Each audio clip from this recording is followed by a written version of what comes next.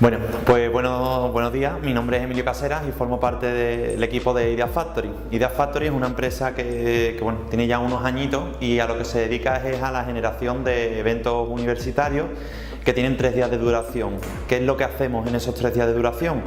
Pues formamos a emprendedores universitarios para que pasen de una idea a un proyecto.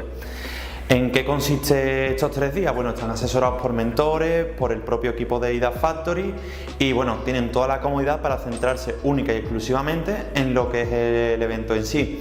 Una vez que estos emprendedores han solventado lo que son las dudas y han generado una presentación, un pequeño plan de negocios inicial, se presentan ante el jurado conformado por las propias universidades y por eso estamos aquí en Madrid, porque a estos ganadores nos los traemos para que visiten empresas o lugares, como es el caso del que estamos hablando, y donde nos encontramos ahora mismo, para que se impregnen del ecosistema emprendedor, pero sobre todo para favorecer lo que es la innovación abierta, para que desde todos los campos puedan tener distintas formas de solucionar los problemas, ¿no?